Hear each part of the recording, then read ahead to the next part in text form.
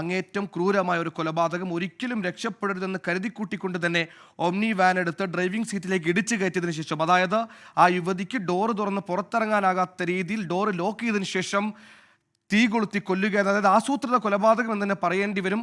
പിന്നാലെ കാറുമായി വരുന്നു. അൾട്ടോ കാറിലാണ് ഈ ഭാര്യ അനില സഞ്ചരിച്ചിരുന്നതിന്. പിന്നാലെ ഒമ്നി കാറിൽ ഭർത്താവ് വരുന്നു. ഈ ഒമ്നി കാർ അൾട്ടോ കാറിൻ്റെ ഡ്രൈവിംഗ് സീറ്റിലേക്ക്, ദൃശ്യങ്ങളിൽ നിന്ന് പ്രേക്ഷകർക്ക് വ്യക്തമാണ്, ഡ്രൈവിംഗ് സീറ്റിലേക്ക് ജാം ചെയ്ത രീതിയിൽ ഇടിച്ചു കയറ്റിയതിനു ശേഷം ആ ഡോറ് തുറന്ന് രക്ഷപ്പെടാൻ പറ്റാത്ത രീതിയിൽ ലോക്ക് ചെയ്ത ശേഷം തീ കൊളുത്തി കൊല്ലുകയായിരുന്നു.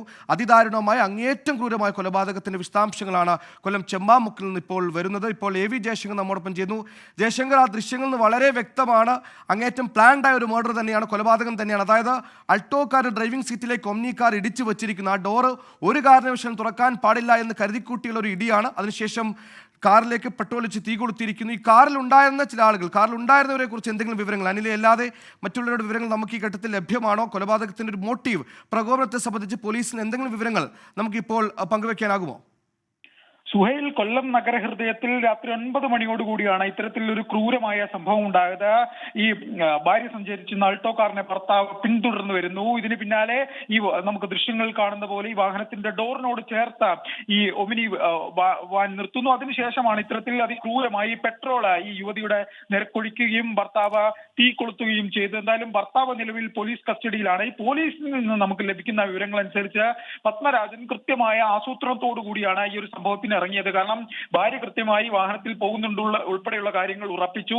മറ്റൊരു സ്ഥലത്ത് നിന്ന് പെട്രോൾ ഉൾപ്പെടെ ശേഖരിച്ചു. അതിനുശേഷമാണ് നഗരഹൃദയത്തിൽ വെച്ച് അത്രയും ആളുകളുള്ള ഇടത്ത് വെച്ചാണ് ഇത്തരത്തിലൊരു ഇത് നടക്കുന്നത്. ഈ സംഭവ സ്ഥലത്ത് നിന്ന് വളരെ അടുത്ത് തന്നെയാണ് റെയിൽവേ സ്റ്റേഷൻ ഉൾപ്പെടെയുള്ളത്. എപ്പോഴും വലിയ തോതിൽ വാസമുള്ള വാഹനങ്ങൾ പോകുന്ന ഒരു പ്രധാന റോഡിൽ വെച്ചാണ് ഇത്തരത്തിലൊരു കൃത്യം നടത്തിയത്. അങ്ങനെ ഒരു കൃത്യത്തിന് മുതിരുന്ന ഒരാൾ താൻ നടത്താൻ ഉദ്ദേശിക്കുന്ന കാര്യം ദൗത്യം പൂർത്തിയാക്കാനാകും എല്ലാവിധ സൗകര്യങ്ങളും ഒരുക്കിക്കൊണ്ട് എല്ലാവിധ സംവിധാനങ്ങളുമായി തന്നെയാണ് ഇയാൾ ഇങ്ങോട്ട് എത്തിയത് എന്ന് നമുക്ക് വ്യക്തമാണ്. അതുകൊണ്ട് തന്നെയാണ് ഈ അൾട്ടോ കാറിന്റെ ഡോറിനോട് ചേർന്ന് ഈ ഒമിനി വാൻ ഇടിച്ചു നിർത്തിയത്. അതിനുശേഷമാണ് ഇത്തരത്തിലൊരു ക്രൂര കൃത്യത്തിലേക്ക് കടന്നത്. എന്തായാലും ഭർത്താവ് പത്മരാജനെ ഈസ്റ്റ് പോലീസ് വിശദമായി ചോദ്യം ചെയ്തുകൊണ്ടിരിക്കുകയാണ്. നമുക്ക് പ്രാഥമികമായി ലഭിക്കുന്ന വിവരങ്ങൾ അനുസരിച്ച് ഈ ഭാര്യയോടുള്ള സംശയം, ഭാര്യയെ വലിയ രീതിയിൽ ഇയാൾ സംശയിച്ചിരുന്നു. ഭാര്യയ്ക്ക് മറ്റു തരത്തിലുള്ള ബന്ധങ്ങൾ ഉണ്ട് എന്നുൾപ്പെടെയുള്ള സംശയങ്ങൾ ഈ പത്മരാജനുണ്ടായിരുന്നു. ഇതുമായി ബന്ധപ്പെട്ട ഈ ഇരുവരും തമ്മിൽ ചെറിയ തോതിലുള്ള ക്രൂരമായ ഒരു കൊലപാതകത്തിന്റെ വാർത്ത.